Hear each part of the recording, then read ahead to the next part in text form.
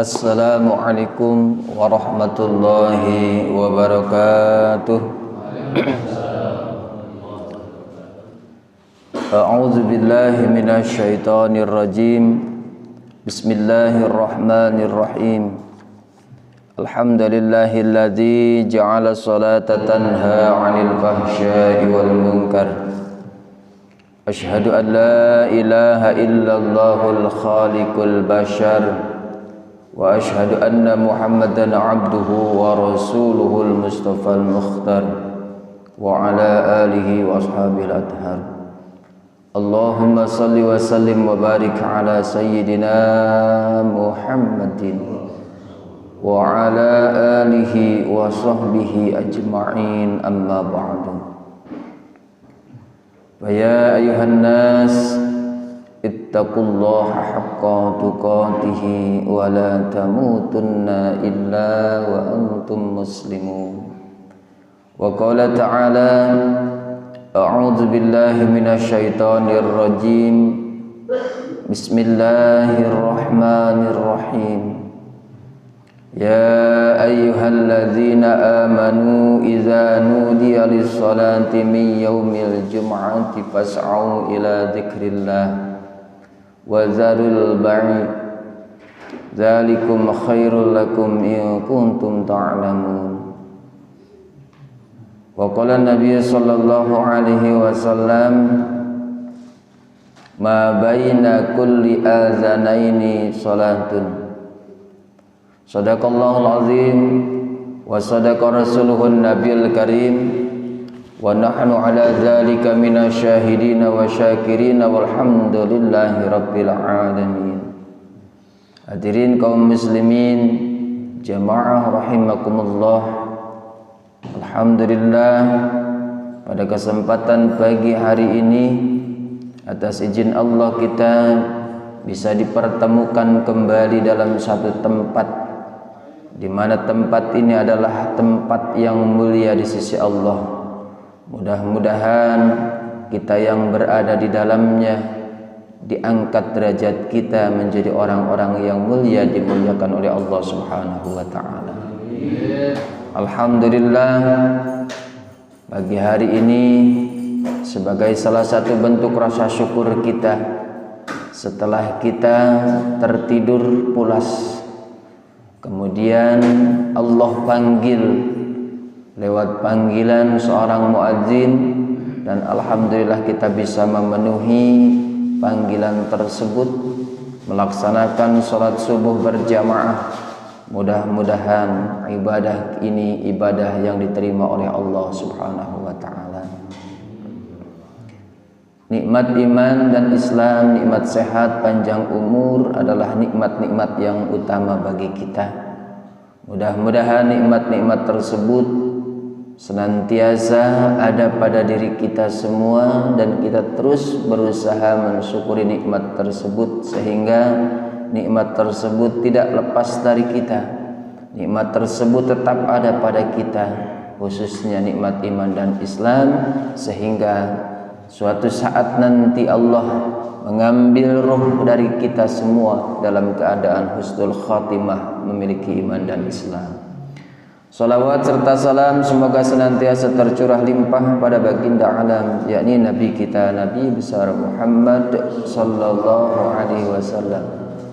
Tak lupa pada keluarganya, para sahabatnya, para tabi'in wa itba'ut tabi'in, sampai kita sekalian selaku umatnya mudah-mudahan kelak mendapatkan syafaatnya.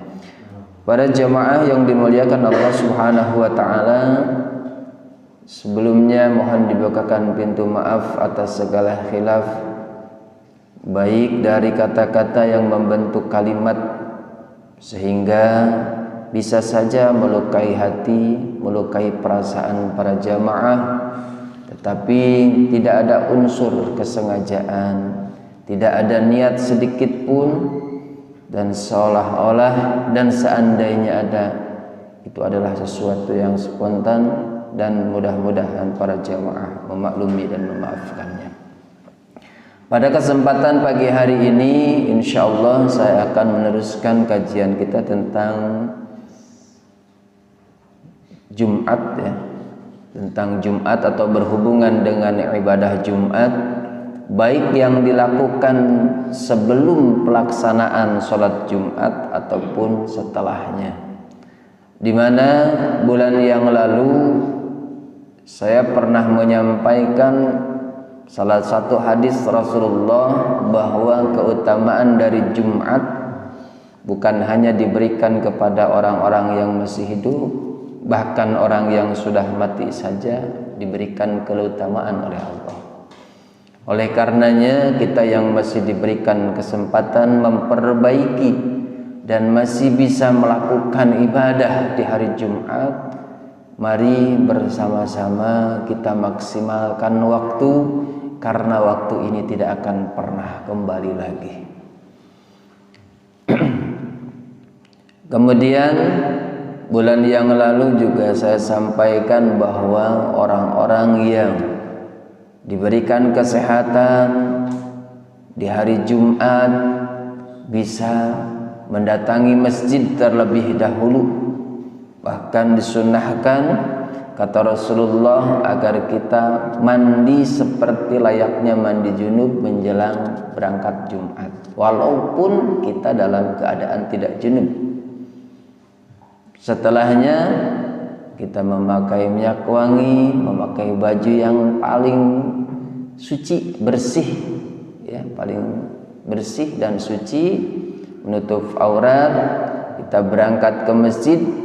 Siapa yang lebih awal, maka kata Rasulullah, ka'annama qaraba badanatan, seolah-olah dia berkurban dengan kurban unta, selanjutnya dengan kurban sapi, selanjutnya dengan kurban kambing yang bertanduk, selanjutnya seperti orang berkurban dengan ayam, selanjutnya yang paling terakhir disebutkan di dalam hadis seperti bersedekah, berkurban, ya, kalau kurban dengan telur. Artinya ini ada pengklasifikasian, ada klasifikasi tingkatan dari mulai yang pertama datang sampai yang menjelang imam naik ke atas mimbar. Itulah perbedaan. Jadi tentunya keutamaan ini tidak sama diberikan oleh Allah, disampaikan oleh Rasulullah sesuai dengan kedatangannya ke masjid untuk melaksanakan sholat Jumat. Hadirin jamaah yang dimuliakan Allah Subhanahu wa taala. Kemudian begitu kita masuk ke dalam masjid, yang tiada lain adalah dalam rangka menunggu hadirnya, datangnya, tibanya sholat Jumat. Maka ada beberapa kegiatan, di antaranya begitu datang ke masjid, maka kata Rasulullah, jangan duduk dulu sebelum engkau melaksanakan sholat sunnah 2 rakaat tahiyatul masjid. Bahkan kita sering melihat orang yang begitu selesai tahiyatul masjid, dia kembali menunaikan sholat sunnah. Bahkan sholat sunnahnya sampai lebih dari 2 rakaat, 4 rakaat, sholat aja terus. Karena pada umumnya biasanya tahiyatul masjid, kemudian duduk, niat iktikaf. Niat iktikaf baik membaca Al-Quran, berzikir dengan kalimah-kalimah tauhid, kalimah thayyibah, atau membaca salawat atas baginda Rasulullah SAW. Bebas, silahkan. Banyak amaliyah-amaliyah. Nah, ini orang terus berdiri melaksanakan sholat bahkan lebih dari 2 rakaat. Nah, ini mungkin bagi yang belum mengetahuinya, ini sholat apa? Nah, ini sholat apa? Di situ ada yang menyebutkan sholat mutlak. Jadi sholat usolli sunnata rakaataini lillahi ta'ala, sholat sunnah saja. Dalam rangka apa? Intizarus sholatil Jumat, menunggu datangnya sholat Jumat, waktu sholat Jumat. Jadi dia sholat aja terus. Boleh? Boleh. Kemudian berkumandang azan yang pertama. Nah, karena di kitab pada umumnya azan 2 kali. Ada di tempat lain azan 1 kali. Nah, yang kadang-kadang membuat orang bingung, pernah ada yang bertanya, Ustaz, saya benar-benar belum paham. Begitu azan berkumandang yang pertama, bagi yang pelaksanaan Jumatnya azannya 2 kali, azan yang pertama beres, terus orang pada berdiri melaksanakan sholat sunnah. Itu sholat sunnah qobliyah apa bukan? Sementara di tengah-tengah orang yang berdiri untuk melaksanakan sholat sunnah 2 rakaat, ada yang duduk. Artinya dia tidak melaksanakan sholat sunnah. Dia tinggal menunggu khatib berkhutbah. Saya tanya, lalu Bapak pilih mana? Berdiri atau tetap duduk? Ya saya pernah berdiri, ikut berdiri, dan kadang-kadang juga saya duduk. Kenapa? Justru itu saya bingung, ini saya harus gimana. Nah, kadang-kadang kan mungkin orang berdiri ikut berdiri karena mayoritas. Ada orang yang mayoritasnya duduk, semua duduk. Berarti ini kadang bagi orang yang mohon maaf belum mengetahuinya, ini membingungkan. Harus apa yang saya lakukan? Tetap duduk atau saya ikut melaksanakan sholat sunnah? Para jamaah yang dimuliakan Allah Subhanahu wa taala, mengenai qobliyah Jumat. Ini qobliyah Jumat. Ada beberapa pendapat, dan ini juga memang dari cara menyimak hadis baginda Rasulullah sallallahu alaihi wasallam, khususnya dari imam madhab yang 4 memiliki perbedaan.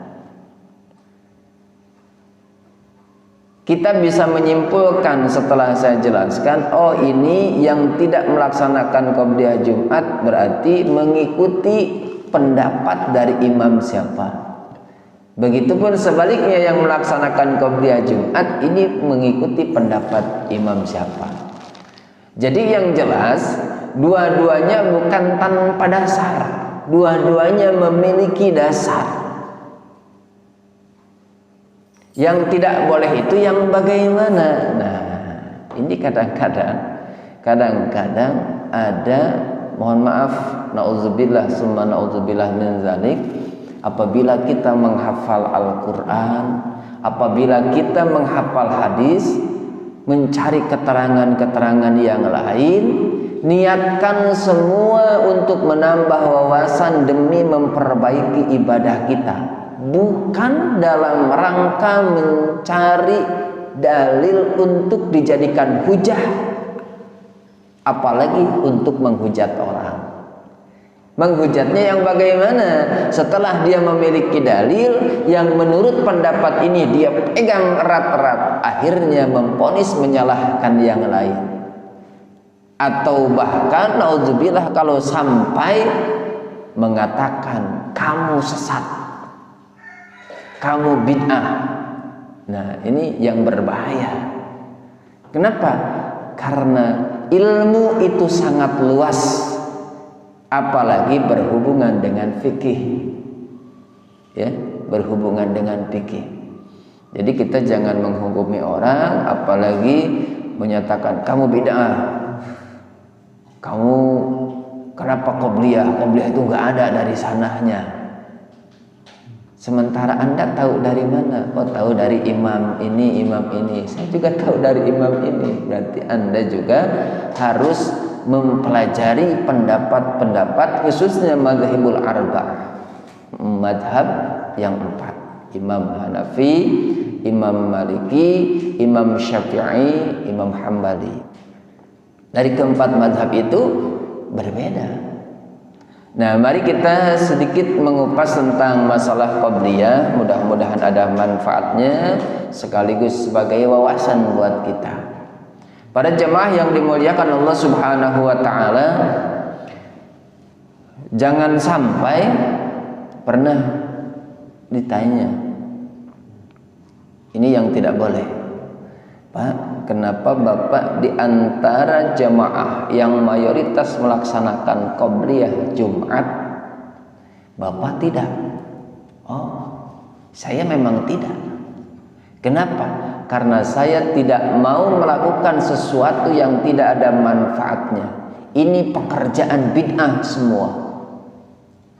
Kita tahu sesuatu yang bid'ah, kullu bid'atin dolalah wa kullu dolalatin finnar. Ini bahaya. Tiap-tiap sesuatu yang bid'ah, sesuatu yang baru dianggap baru, tidak ada dari Rasulnya, sedangkan kita belum mencari sebelumnya. Karena hadis tidak cukup 1-2 orang yang ngaji sama Rasulullah, banyak kan gitu. Sampai menghukumi dolalah, menyesatkan. Bisa jadi yang menyatakan dolalah, menyatakan sesat, dalun mudilun, orang yang sesat dan akhirnya menyesatkan orang. Ini bahaya. Wa kullu dalalatin finnar, ini bahaya lagi. Ada pengharapan dari kita terkadang.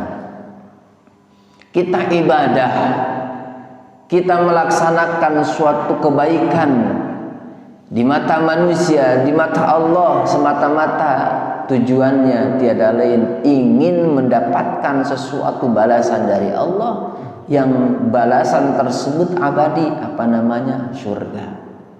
Pada saat kita melakukan suatu kesalahan, justru sebaliknya tidak akan dimasukkan ke surga, masuk ke neraka. Nah ini wa kullu dalalatin finnar, barang siapa yang menyesatkan sesuatu yang sesat, menyesatkan, finnar, tempatnya di neraka. Nauzubillah. Makanya kita pelajari ilmu-ilmunya, kita kaji dari beberapa pendapat dari imam-imam yang memang mereka juga bukan orang bodoh, mereka adalah orang yang pintar. Bahkan kita tidak ada apa-apanya. Kita jangan sampai memponis, menghukumi imam-imam khususnya dari mazhab yang 4 karena tidak sesuai dengan apa yang kita lakukan, akhirnya kita enggak memponis mereka salah. Kalau salah menyebutkan bid'ah, berarti mereka adalah orang pertama yang masuk neraka. Nauzubillah, subhanallah min dzalik. Hadirin jamaah yang dimuliakan Allah, sehubungan dengan kegiatan qabliyah Jumat, ada 2 pendapat, ada 4 pendapat yang berbeda. 2 bersatu, 2 bersatu. Di antaranya orang yang melaksanakan qabliyah Jumat karena memang mengikuti pendapat dari Imam Abu Hanifah dan Imam Syafi'i. Apa yang menjadi dasar? Nah, yang menjadi dasarnya adalah hadis Rasulullah sallallahu alaihi wasallam, "Ma min salatin mafrudatin illa wa baina yadayha rak'atani." Kata Rasulullah dari Ibnu Hibban, hadis Ibnu Hibban Abdullah bin Zubair, tiada satu salat pun yang dipardukan oleh Allah kecuali di antara keduanya, di sebelum salat fardu dan setelah salat fardu rakaatani, 2 rakaat. Ya, kecuali ba'da subuh, ba'da azhar, itu tidak ada. Nah, ini menjadi dalil. Dalil di dalam agama kan ada yang pertama Al-Qur'an, yang kedua hadis, yang ketiga ijma, yang keempat qiyas. Walaupun ada yang tidak menerima sama sekali yang 2, hanya Al-Quran dan hadis, dia tidak ada ijma, tidak ada qiyas. Jadi segala sesuatu yang tidak disebutkan di dalam hadis dan tidak dalam Al-Quran, maka itu adalah sesuatu yang baru dan bid'ah. Ini yang bahaya kalau tidak ada qiyas, karena semua tidak disebutkan hukum pada saat zaman Rasulullah. Makanya oleh para ulama ada qiyas. Oh, ini sama dari ciri-cirinya. Mohon maaf, saya pernah menyampaikan, di dalam Al-Quran ada yang menyebutkan tidak bahwa tulang babi haram. Yang diharamkan adalah lahmul khinzir, dagingnya. Nah, makanya karena memang tidak ada dalam Al-Quran, dia makan. Kenapa? Yang diharamkan kan dagingnya. Kalau tulangnya mah enggak, kulitnya enggak. Padahal itu semua kena. Nah, hadirin jamaah yang dimuliakan, nah ini termasuk ya, bahkan termasuk yang serupa dengan binatang tersebut, anjing sama, jadi haram. Nanti disebutkan juga dalam Al-Quran ayatnya. Nah, inilah ada kias yang menjadi dasarnya. Wa min sholatin mafrudatin ila wa baina yadaiha raka'atani, kata Rasulullah. Tiada satu sholat pun yang antara keduanya, di antara sholat itu kecuali ada 2 rakaat qobliyah atau ba'diyah. Tuh. Makanya Imam Abu Hanifah atau Imam Hanafi dan Imam Syafi'i mengambil hukum qiyas. Sholat zuhur setiap hari ada, cuman di hari Jumat yang tidak ada sholat zuhur. Kemana? Karena diganti oleh Allah, memerintahkan kepada Nabi Muhammad untuk melaksanakan sholat Jumat. Dan ini penggantinya. Antara yang diganti dengan pengganti, kedua imam ini menyatakan tidak ada perbedaan. Antara yang diganti dengan pengganti sama. Jangan menghilangkan yang diganti. Oh, ini diganti karena yang diganti, udah ganti aja udah. Tidak. Nah, ini menurut pendapat keduanya, Abu Hanifah dan Imam Syafi'i. Maka begitupun pada saat pelaksanaan Jumat, maka sholat zuhur ada qobliyahnya, maka sholat Jumat pun ada. Para jamaah yang dimuliakan. Tapi untuk ba'diyah 2 rakaat setelah sholat Jumat tidak ada khilafiyah, tidak ada perbedaan, semua sama.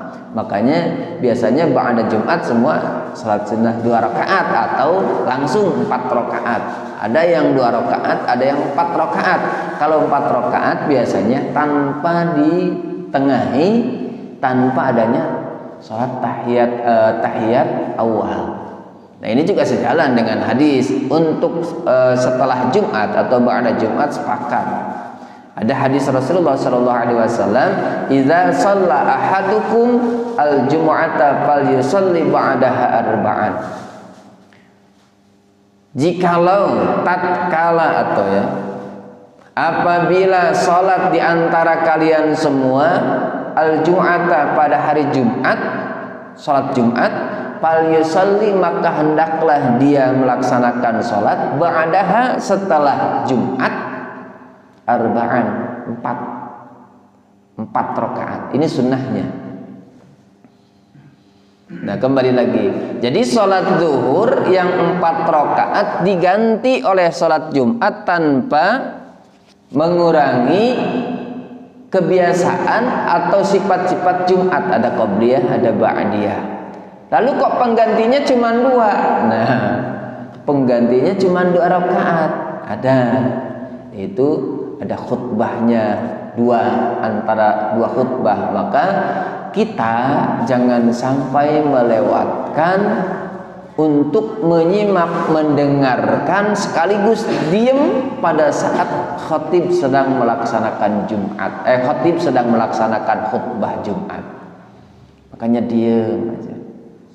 Bahkan saya pernah menyampaikan apa yang harus kita lakukan pada saat ada sahabat kita mengajak ngobrol, mengajak berbincang-bincang kecil, bincang pelan pada saat khatib sedang berkhutbah, atau mungkin anak-anak sedang berisik, maka tidak boleh sekalipun amar ma'ruf nahi munkar kita menyebut, hei diam semua, diam. Tidak boleh. Harusnya bagaimana? Boleh kita melarang dengan bahasa isyarat. Artinya khutbah sedang dilaksanakan, diam. Ini menandakan tidak boleh. Kalau tidak boleh terus bagaimana? Apalagi anak-anak misalkan, atau bapak-bapak. Orang takut kalau gitu. Nah, jadi untuk sholat ba'diyah Jumat tidak ada masalah. Kemudian dalil yang kedua, sehingga adanya qobliyah, orang-orang mengikuti pendapat dari kedua imam, khususnya mazhab arba'ah, Imam Abu Hanifah dan Imam Syafi'i. Hadisnya ma baina kulli azanaini salatun. di antara dua kali azan itu maksudnya ada azan dan iqamah. Emang setiap sholat ada azan dan iqamah? Tidak. Kalau sholat fardu jelas, termasuk sholat Jumat. Kan sholat Idul Fitri ada azannya enggak? Enggak ada azan, enggak ada iqamah. Idul Adha juga sama. Sholat tahajud enggak ada. Sholat duha enggak ada. Nah, sholat yang dipardukan ini ma baina kulli azana ini sholatun. Maka antara dua kali azan, antara azan kemudian ada qomatnya, sholatun, ada sholat. Berarti ada qobliyah, ada ba'diyah. Ini juga yang diambil tentang hadis ini yang diambil oleh dua pendapat imam tadi. Yang ketiga, sholatul jum'ati badalun sholati zuhri. Ini kias nih. Sholat Jumat menjadi badal pengganti dari sholat zuhur yang tadi. Untuk hadis yang kedua, kadang-kadang gini Pak, ada yang nanya, ma baina kulli azanaini sholatun liman sya'a. Antara dua kali azan, antara azan dan iqamah ada sholat. Untuk Jumat di hadisnya ada liman sya'a, bagi orang yang mau, bagi orang yang berkehendak. Makanya kalau saya tanya, kenapa Bapak enggak melaksanakan sholat qobliyah? Kan hadisnya ada liman sya'a, bagi yang mau saja. Oh, maksudnya gimana? Ya kalau liman sya'a kami menafsirkan, guru kami menafsirkan katanya, ya kalau yang mau, kalau tidak mau tidak apa-apa. Terus kalau yang mau dapat pahala, justru itu kami tidak ingin melakukan sesuatu yang tidak ada pahalanya. Jadi ada yang menyebutkan seperti itu, tidak mendapatkan pahala orang yang qobliyah Jumat karena tidak disebutkan di hadisnya. Itu kan pendapat, terserah ya. Yang jelas jangan sampai orang ribut karena antara qobliyah dan tidak. Ada perbedaan, wah sengit gini malam berdebat tentang masalah itu, giliran subuh nggak ada semua. Itu yang bahaya.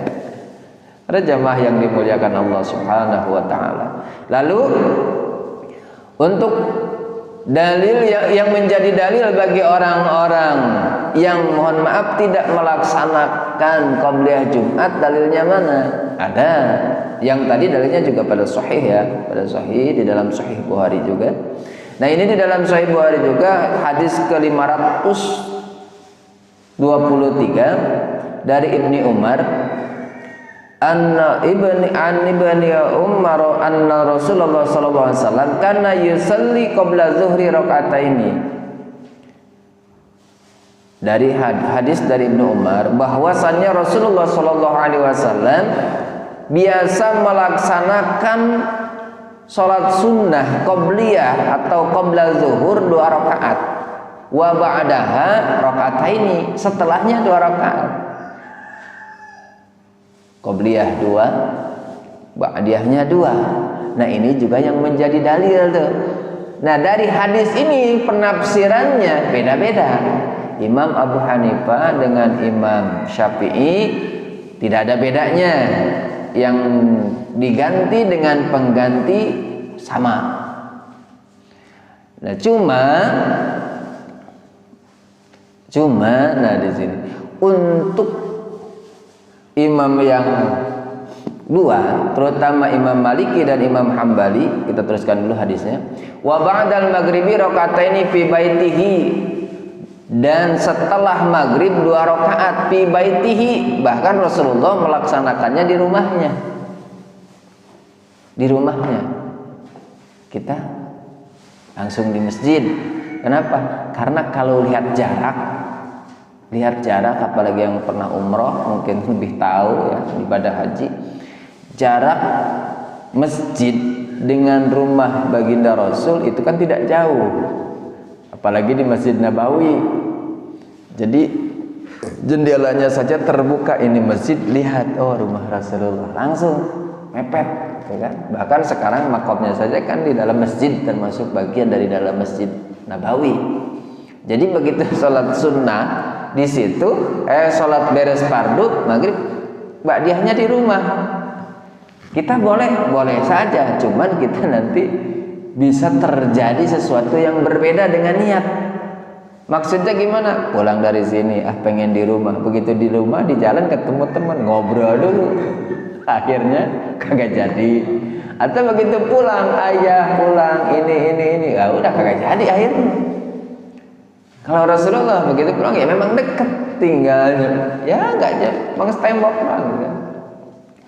Nah, bahkan ada yang menyebutkan sama. Ba'da Jumat juga begitu. Kita kadang-kadang bukan, atau mungkin kita husnuzan ya, ba'da Jumat Rasulullah 2 rakaat di rumahnya. Di antara kita juga bisa jadi ada yang begitu, assalamualaikum warahmatullahi, assalamualaikum warahmatullahi, langsung pergi lari kayak pulang gitu, mungkin mau sholat di rumah kali. lapar atau mungkin mau kerjaan udah habis, masuk cepat lagi gitu. Wa ba'dal isya'i raka'ataini, setelah isya 2 rakaat. Wa kana la yusalli ba'dal jum'ati hatta yansarifa fa yusalli raka'ataini.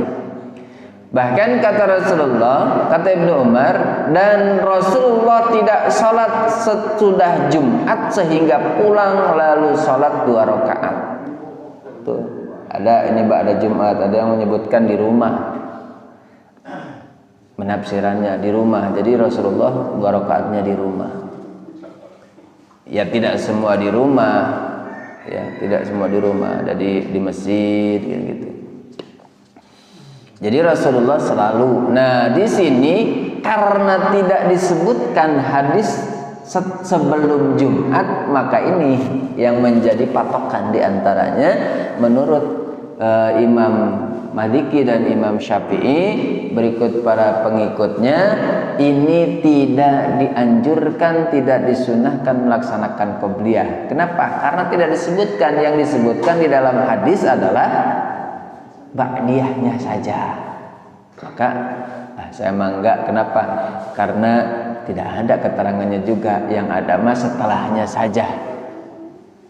Ya, jadi 2 pendapat ini silahkan kita bisa memahaminya. Mau melaksanakan qobliyah silahkan, tidak juga terserah. Tergantung kita mengikuti kepada pendapat yang mana. Cuman kata saya tadi bisa kita simpulkan, yang tidak qobliyah Jumat berarti mengikuti pendapat dari 2 imam, Imam Maliki dan Imam Hambali. Kalau yang qobliyah mengikuti pendapat Imam Hanafi atau Abu Hanifah dan Imam Syafi'i lewat hadis yang ditafsirkan oleh mereka bahwa sholat Jumat tidak ada bedanya seperti sholat zuhur dalam hal diawali oleh 2 azan, ada sholat, kemudian sifat zuhur, ada qobliyah, ada ba'diyah. Jumat pun sama. Jadi dua-duanya tidak ada yang salah. Jangan sampai nanti tidak dapat apa-apa, itu bid'ah yang qobliyah, ataupun sebaliknya. Jangan sampai kita seperti itu. Karena dua-duanya intinya adalah pekerjaan sunnah, pekerjaan yang apabila kita lakukan, kita laksanakan, insya Allah mendapatkan pahala di sisi Allah. Tidak dilaksanakan, ya kita tidak dapat apa-apa. Tapi lebih utama kita laksanakan. Para jamaah yang dimuliakan Allah Subhanahu wa taala, oleh karenanya banyak ilmu yang terus kita gali. Kata saya, cuman tadi kita niatkan mempelajari ilmu itu bukan dalam rangka bisa menghujat atau menjatuhkan orang lain, atau bahkan menyebutkan orang sesat, naudzubillah. Ilmu yang kita dapatkan, kita pahami, kemudian kita amalkan, maka insya Allah ilmunya adalah ilmu yang bermanfaat, manfaat bagi diri kita, manfaat bagi orang lain, manfaat dunia maupun akhirat, insya Allah. Hadirin jamaah yang dimuliakan Allah Subhanahu wa taala. Kemudian berhubungan dengan azan, pernah saya sampaikan bahwa azan itu kan dulu di zaman Rasulullah sekali. Bahkan bukan hanya di zaman Rasulullah, sepeninggal Rasulullah, di khalifah yang pertama Abu Bakar As-Siddiq, kemudian Umar bin Khattab. Nah, di khalifah yang ketiga Utsman bin Affan, azan ditambah. Nah, di hadisnya Ani Sa'ib bin Yazid radhiyallahu anhu qala kana nida'u yaumal jumu'ati awaluhu idza jalasa al-imamu 'alal minbari 'ala ahdi Rasulillah sallallahu alaihi wasallam wa Abi Bakrin wa Umar. Dari As-Sa'ib bin Yazid, ia mengatakan seruan azan pada hari Jumat awal mulanya bila khatib sedang duduk di atas mimbar pada masa Rasulullah, pada masa Abu Bakar, pada masa Umar bin Khattab. Falamma kana Utsmanu wa kasuran nasu zadan nidaa as-salisa 'ala az-zawra. Nah, pada saat Khalifah Utsman bin Affan, dikarenakan jamaahnya, masyarakatnya, kaum musliminnya banyak karena Islam pesat, maka di situ yang tiada lain tujuannya adalah untuk mengingatkan orang-orang yang mungkin saja masih dalam pekerjaan, tempatnya masih jauh, atau orang misalkan tidur mendengar panggilan azan akhirnya terbangun. Apalagi sekarang sudah ada pengeras suara yang tidur bisa kebangunin kalau memang tidurnya tidak begitu nyenyak-nyenyak banget gitu kan. Nah, ini akhirnya azannya 2 kali. Azan 2 kali ini boleh nggak dilaksanakan yang pertama belum waktunya? Gini Pak, kita di Sukabumi, contoh di Sukabumi, kalau di daerah lain mungkin udah masih ada juga ya. Saya pernah sampaikan di Sukabumi itu azan subuh yang pertama itu azan jam 3. Kadang setengah 4, ada jam 4 karena sekarang subuhnya kan lebih lambat ya. Nah, ini setelah azan sunnah nggak kita sholat qobliyah azan yang pertama subuh tadi? Enggak. Kenapa? Karena belum masuk waktunya.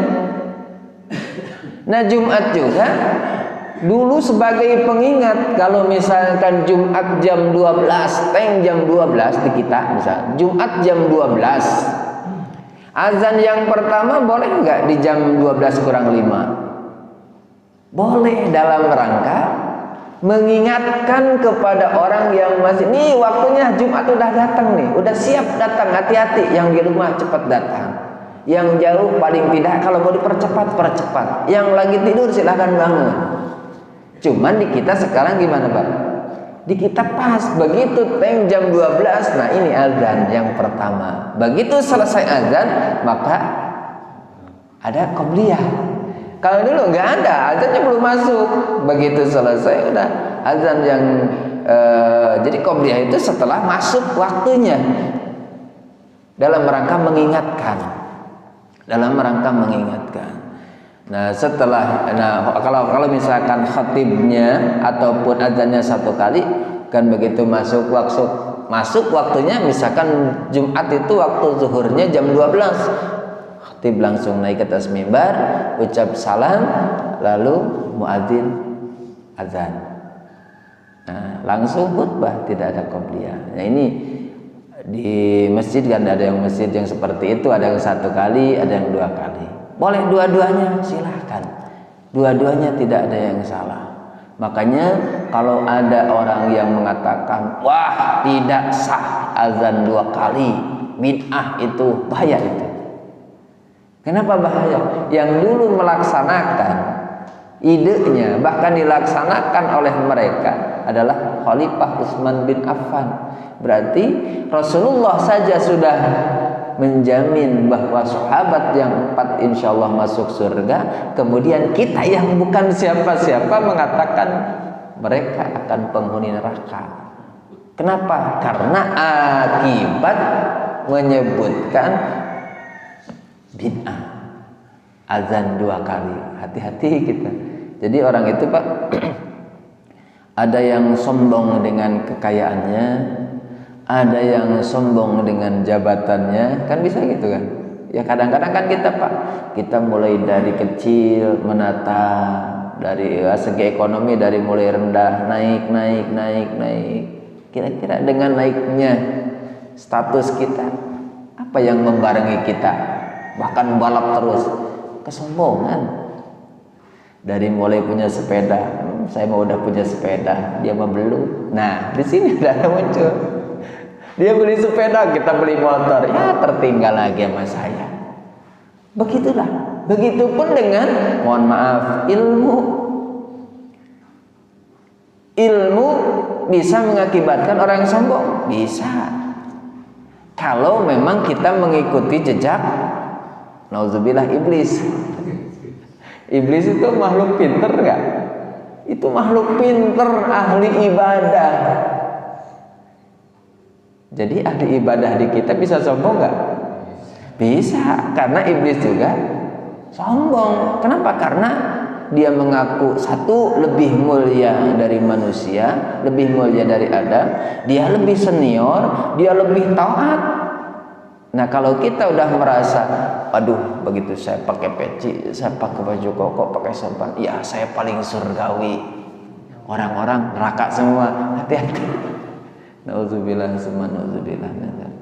Termasuk apapun yang kita miliki itu adalah semata-mata anugerah dari Allah. Maka kita harus hati-hati karena setiap segala sesuatu ada resikonya, termasuk naiknya karir, jabatan, atau apapun yang kita miliki. Ini adalah ujian. Ujiannya apa? Tadi, untuk mereda kesombongan. Banyak ilmu, banyak harta, hati-hati. Mudah-mudahan apa yang saya sampaikan berhubungan dengan pengajian kita pagi hari ini. Silahkan, kesimpulannya adalah yang mau melaksanakan qabliyah Jumat silahkan. Dalilnya juga sudah kita adopsi dari dua imam, Abu Hanifah dan Imam Syafi'i. Yang tidak mau melaksanakan juga silahkan. Dua-duanya yang penting tidak saling menyalahkan atau naudzubillah sampai membid'ahkan, menyesatkan salah satunya. Mudah-mudahan kita selalu mendapatkan bimbingan dari Allah Subhanahu wa taala, sehingga dan dengan ilmu pula tambah wawasan, dan mudah-mudahan dengan wawasan ilmu yang luas ibadah kita ibadah yang mendekati diterima oleh Allah Subhanahu wa taala. Mungkin itu saja yang dapat saya sampaikan, kurang lebihnya mohon dimaafkan. Kita akhiri bersama, subhanakallahumma wa bihamdika asyhadu an la ilaha illa anta astaghfiruka wa atubu ilaik. Billahi taufiq wal hidayah wa ridha wal inayah. Assalamualaikum warahmatullahi wabarakatuh. Waalaikumsalam.